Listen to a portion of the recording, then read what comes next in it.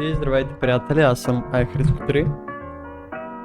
Сетъпът с този микрофон ми е много сложен. Този път сме без веб камера, както виждате. Но тук съм ви подготвил моят дек профайл за Dark Magician дека ми. Имайте напред, че това все още е един много експериментален дек, защото наистина не е viable по турнаменти. Ползвам го only for fun, за да играя с приятели. Така че сега ще ви покажа за какво става на въпрос. Първо, разбира се, ще започнем от Монстър чудовищата, защото сме много готини. Имаме 3 копия от Dark Magician и трите различен арт, защото съм много отворен. Според мен 3 копия е перфектно, поне според мен и моите стандарти. Повечето хора го играят само 2 копия, но аз не мога. Също така, другото нещо, което не правя като другите хора, играя 2 копия от Dark Magician Girl. Хората играят обикновено само една в дека, защото реално повече не ви трябва. Но аз го използвам, за да имам повече имена в грейвярда или на филда си, за да мога да използвам Soul Servant. Това ми е идеята. След това имаме 3 копия, на японски разбира се, Magician Souls. Това е толкова добра карта. Това е топ карта. Наскоро ми дойдоха Magician Souls и Soul Servant, също така и Dark Magicians. И този дек е супер буснат заради тия карти. Не разбирам защо са толкова скъпи, заради това са на японски, защото трябва не ми се дадат толкова много пари, защото ми трябват по 3 копия от всяка една, което е супер тъпо. Имаме 2 Illusion of Chaos ритуални карти, за да можем да...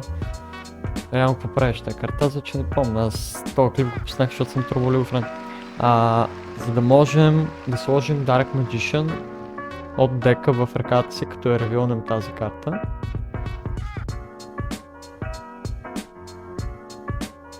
Soul Servant е за да мога да вкараме Dark Magician в гроба и да го Special Summon, защото вкарваме и Magician Souls реално в гроба. Нещо друго, което не правя като другите хора, играят 3 копия от Timeus The United Dragon.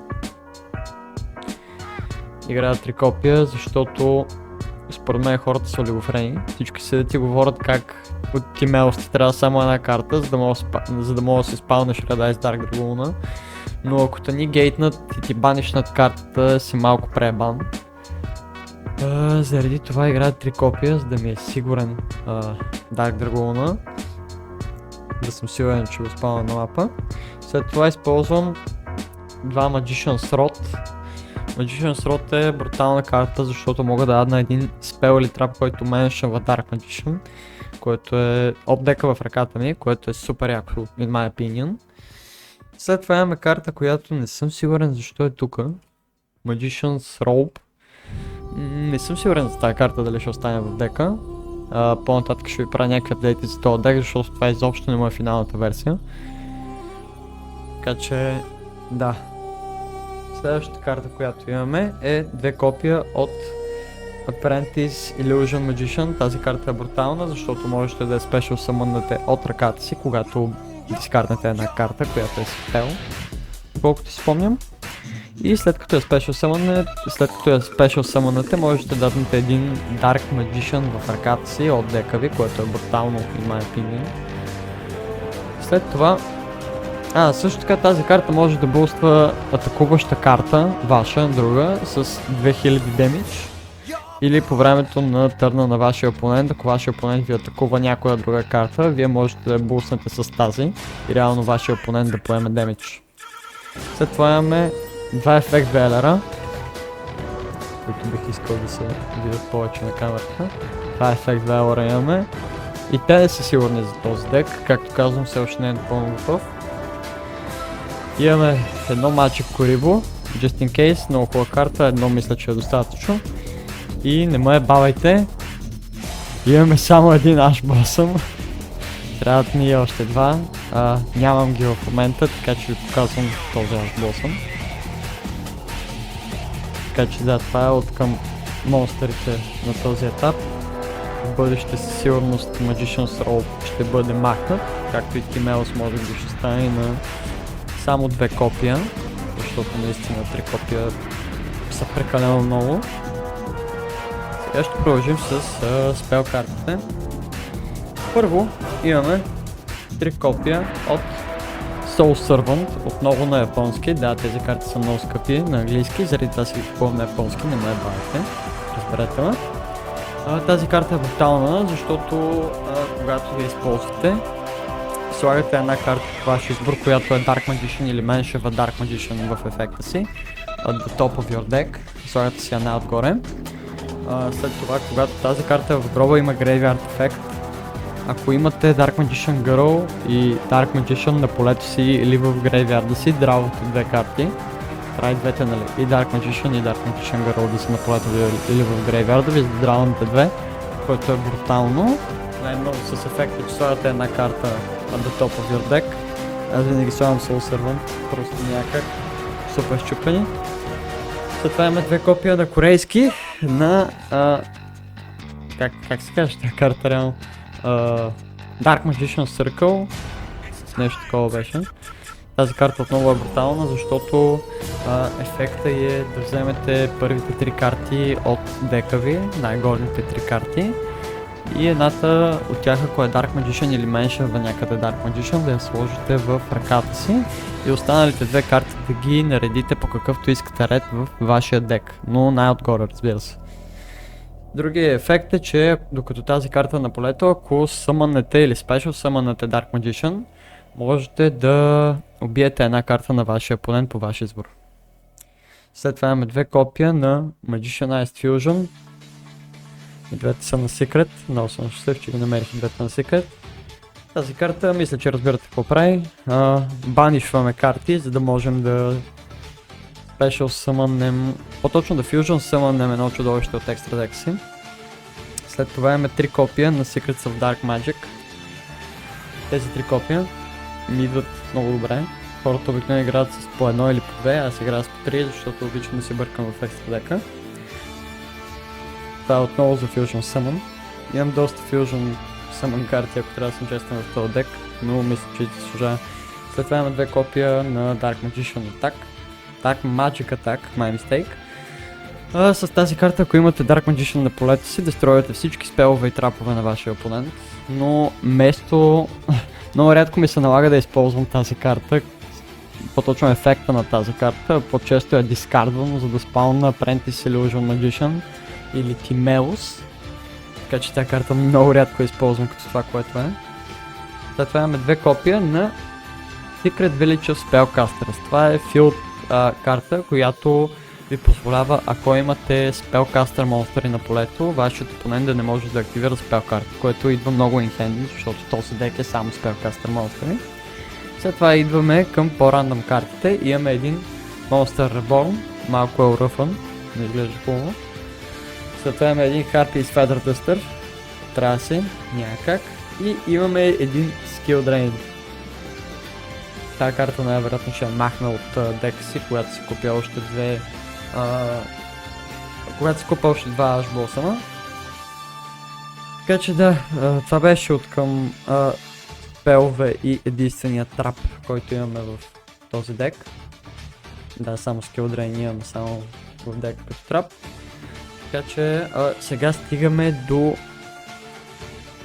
екстра дека ни. Започваме, разбира се, с най-мъжката карта. Red Eyes Dark Dragoon. Брутална карта. Виждате в отражението. Red Eyes Dark Dragoon. Ако камерата ми реши фокусира, разбира се. Брутална карта, много съм щастлив, че си я купих. Уникална е. След това имаме 2 копия на Dark Magicians. Отново на японски, защото и тази карта по some fucking reason е супер скъпа. Konami, моля ви се, трябва ми повече support за Dark Magician. Дека ми е bullshit, имам 2 карти, които правят нещо, моля ви, трябва ми помощ.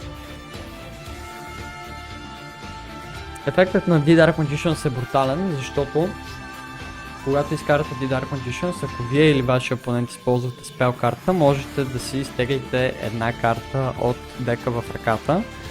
И също така, ако е била спел карта, която сте изтеглили, можете да използвате веднага, което е хубаво. Също така тази карта, като ливне полето на игра, спешъл съмънвате Dark Magician и Dark Magician Girl на полето, което е брутално, защото така много по-лесно активираме Dark Magical Circle. След това имаме един Timeus of Timeus. Майко, Dark Magician, The Dragon Knight. Че е колко телефон ми фокусира. Тая карта, разбира се, just in case тук. След това имаме Dark Magician Girl, The Dragon Knight.